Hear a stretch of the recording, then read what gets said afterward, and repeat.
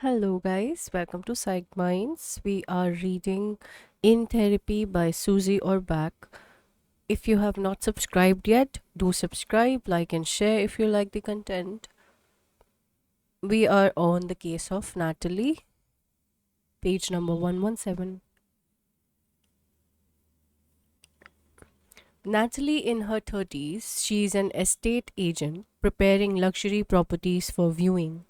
She and her husband Josh are active in their local church community. She's a natty dresser today in a bright red fitted dress which complements her rich brown skin. She wears her hair in a short, super curly bob. It's her third session. She came because she was behaving in a way which disturbed her. Susie, hello. Natalie, hi, it's Natalie. Susie, come on up. Natalie, thank you. Susie, come on in. Natalie, hi, I'm sorry I'm late. Thank you. Thanks. Sorry, rushing. I came straight from work. Oh god, I'm sorry. I always get a bit unnerved when you look at me like that. Susie, what? With interest? Natalie, I don't know. I feel a bit on the spot. Being on the spot is of course what one is in therapy. But it's a spot whose aim is to compassionately illuminate behavior and feelings that seem incomprehensive or counter to one's own interests. With two sets of eyes, ears, minds, and hearts on Natalie's predicament, we hope to get further than she can on her own. Natalie, I think I've really messed up. In fact, I know it. Oh God, I'm sorry. I'm okay now. I'm okay. And I missed an appointment at work today. That wasn't good. Susie, what is occupying your mind? Natalie, Christopher came back this week and I decided to see him.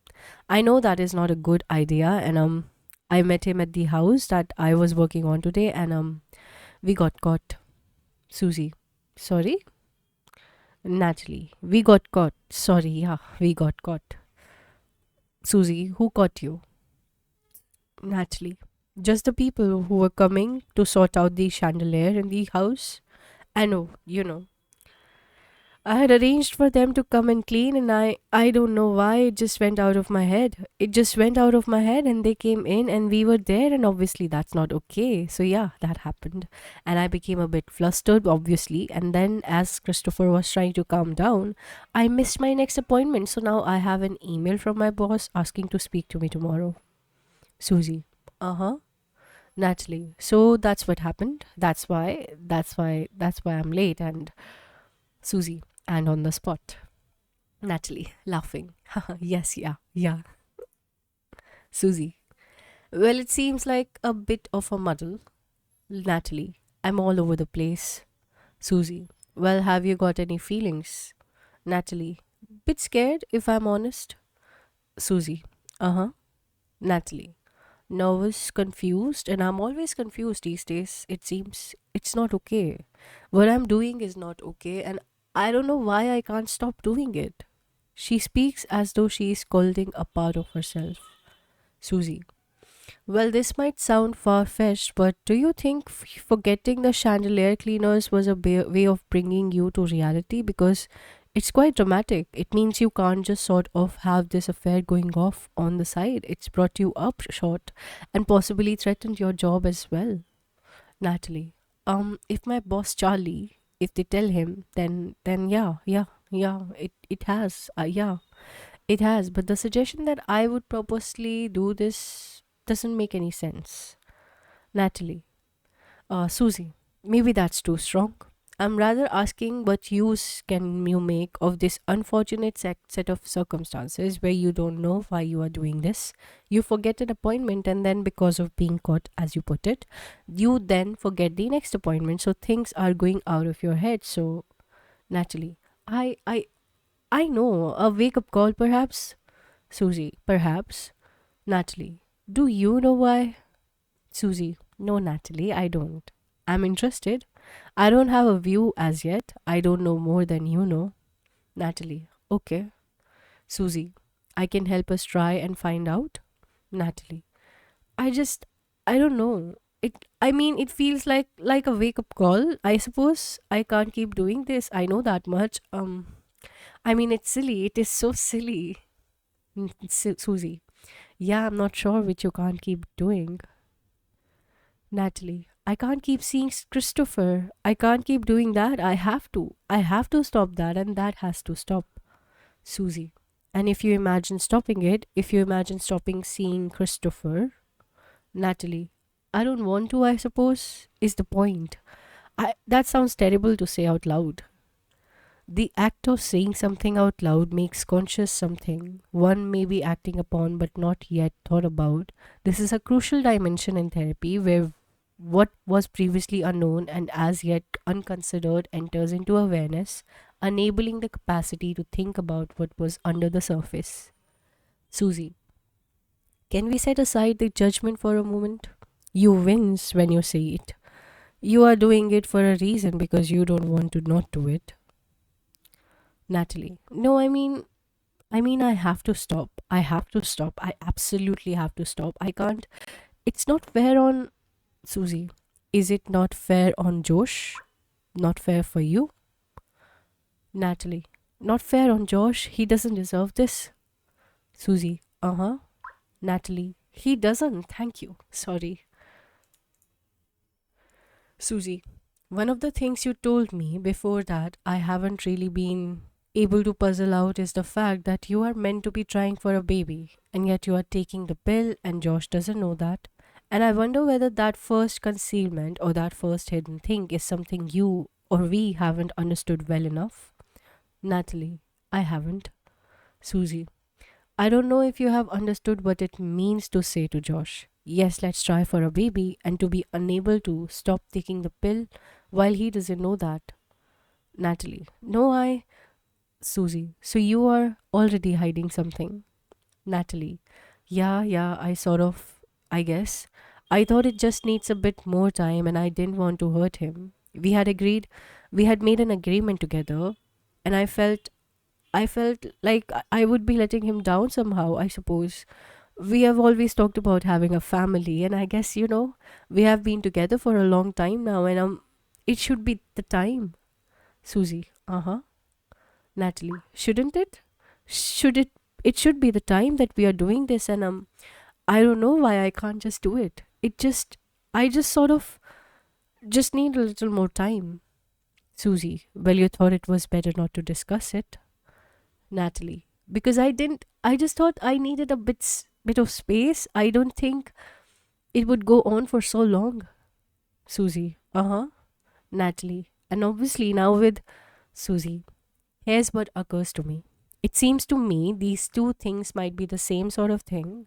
Once you have had a breach in that you haven't shared something that is important, that creates a separation from Josh, and once you saw yourself both outside and inside the relationship, then something else emerged, which is Christopher. For example, I am wondering what the real question you are struggling with is. Is this marriage too much of a constraint? Do you want to stay in it? Lies are a shortcut. They can appear to circumvent the difficulty, but the consequence of a lie is that it can chip away or sever a bond of trust.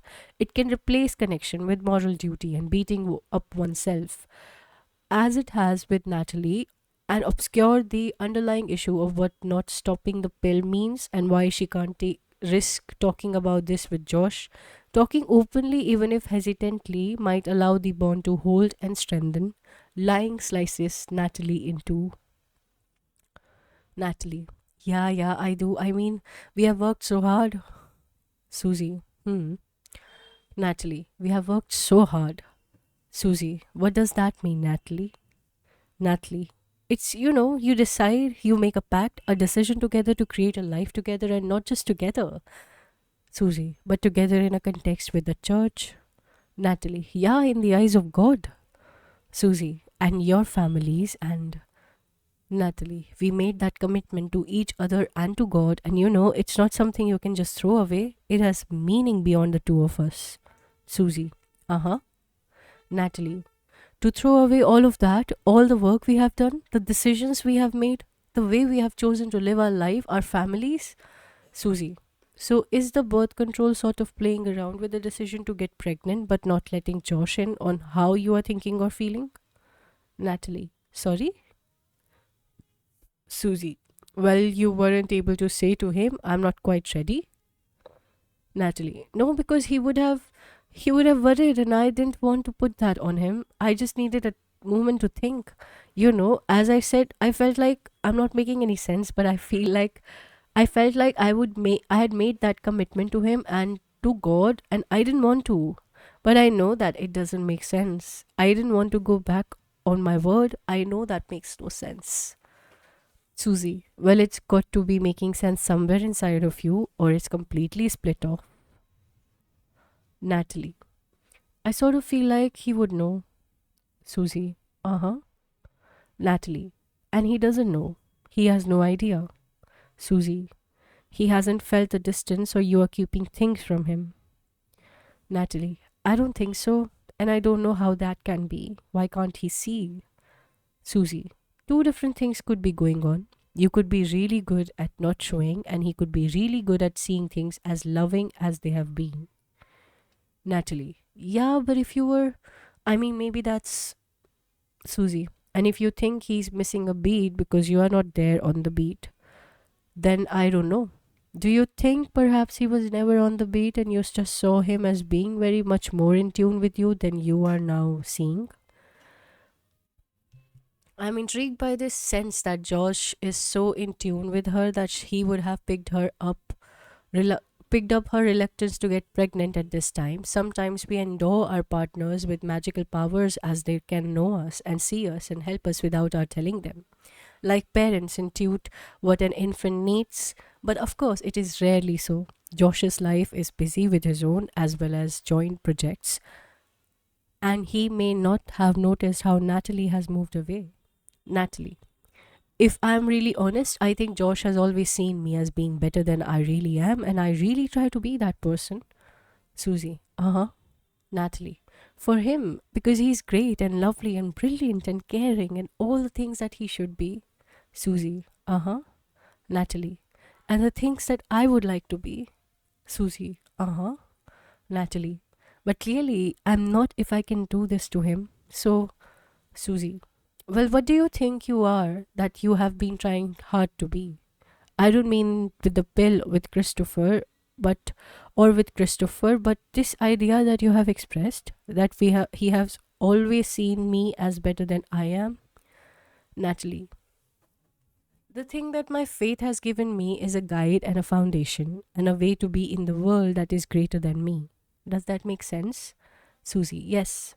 Natalie, because we are all human, though of course we fall down, and I have certainly been guilty of that.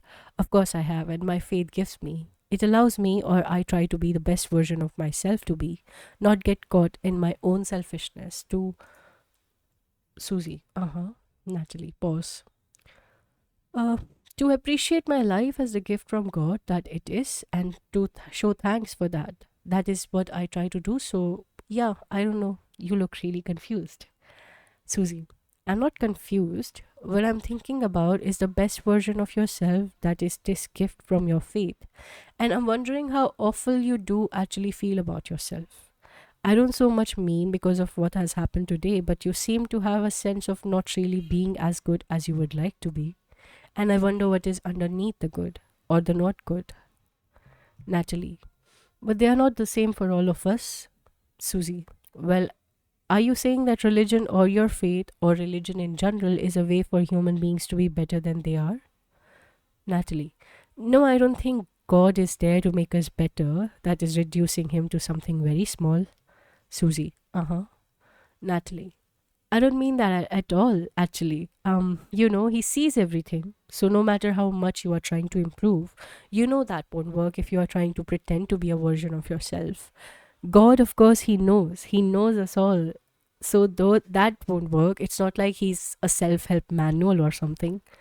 Susie, no, but He is a God in your head who sees fatalities or errors and knows whether it's authentic. That's what I think you are saying, and you can't just get away with things. Religious and spiritual beliefs, like political sensibilities, are part of an individual's sense of self, and while they may be unsettled during therapy, it is the duty of the therapist to respect them. Therapy is helpful when the individual feels that how they feel and think and what they believe is understood. Natalie. No, of course not, Susie. And that what you have stumbled on in this chandelier or Christopher incident and the birth control pills is not being able to be straight with yourself or with Josh to begin with about your own hesitation. Isn't God a God of interest as well as forgiveness? Not simply a God of yanking yourself up? Natalie. Of course, yes, yes. I didn't mean to make it sound like that, but I mean, maybe, oh, maybe I am just lying to myself and actually it just really serves me. It's just easier for me to not talk to Josh to save the difficult conversation, but that doesn't, Susie. Well, you feel you were not ready. You didn't want to hurt him. The not quite ready had a lot of other things in it which he's excluded from knowing because he doesn't know that they are going on inside of you. Maybe you don't know what they are because you have now piled on something else on top of that, which adds to the befuddlement and to your upset. Natalie, befuddled is a good word. Good word. Laughing. I feel befuddled a lot. Susie. Uh huh. Natalie. I don't know why I'm doing it. I've said that so many times this session. I'm sorry. Susie. Well, I think that is a useful place to know you are at. We are not trying to put you in a square. We are trying to understand. After all, you came because you are befuddled. Natalie. Yeah. Susie. And we need to see it and experiencing it, not to be frightened, so that you can hold it in a way until certain strands become a bit cleaner, clearer. Natalie. Yup. I don't know how that works. Susie. Well, I'm not sure it is immediately comforting, but I think there's a lot going on here. It's not just chance. You didn't just stop taking the pill, it was driven by something. You didn't just forget the chandelier, it was driven by something. You didn't just forget the appointment, it was driven by something. And although that might be very hard to take on, to see that you have got a certain amount of energy in those things, it does give you another way into looking at yourself and looking at what has motivated or pushing these behaviors. And if I have added to the befuddlement by saying that, just say so. Natalie, laughing. A little, a little. I mean, it's very unlike me, but the idea that I will have somehow orchestrated that to turn my life, it doesn't benefit me in any way for my boss to find out. It doesn't benefit me in any way for Christopher. Sorry, oh gosh. For Josh, not Christopher, for Josh to find out. Susie. No, it doesn't benefit either of those, but it might have some value or meaning for you to be able to talk about it here privately, to try to secure your job so you have got that while you figure out if there's another level of meaning going on here, Natalie. Natalie. Hmm. Susie. Because from what you have told me, ever since you gave up your teenage rebellion, you have been a very, very good person. Natalie. Well, Susie, and it's been the way you put yourself together, and perhaps some things are not quite who you are now as as a 32-year-old on the brink of having a baby. Natalie, sorry, say that again. Susie, well, the image I get is that when you were a teenager, this is from what you have told me, you kind of smashed up things, you were rebellious, you decided not to go to university, you got caught up in all sorts of things that took you off the road that you thought you might be on, or certainly your parents did, and then you put yourself together and you found a way to work and live and be with Josh, and it has been good enough, but it's kept you in a sort of casing. And it could be that your interest in the church and the way that you have been so engaged with it is a way to give you a set of boundaries and morals to live by. Maybe the challenge is to understand those boundaries and morals from the inside and in a curious way. It's an act of maturity to have got yourself into this befuddlement. Natalie, an act of maturity. It feels the opposite. Susie. Yes, I think it is a bit confusing, but if we go back to that incredible rebellion from teenage, you just sort of turned over a new leaf. You didn't actually take the things that were in that rebellion, and maybe there's some pieces of you that goes left out, that got left out. I think we probably have to stop there because I didn't think we can understand more of it right now. Natalie. Okay. Susie. And you may think this is a silly framework to consider, but I'm trying to make sense of the befuddlement. Natalie. Thank you. Thank you, Susie. Okay, all right.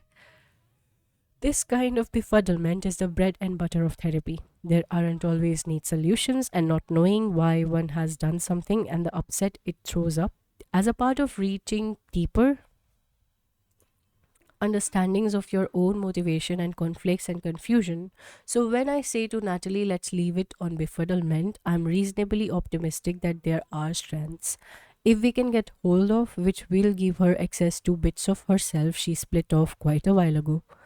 The theme of lying makes sense to me in terms of Natalie's difficulty with holding together different parts of herself.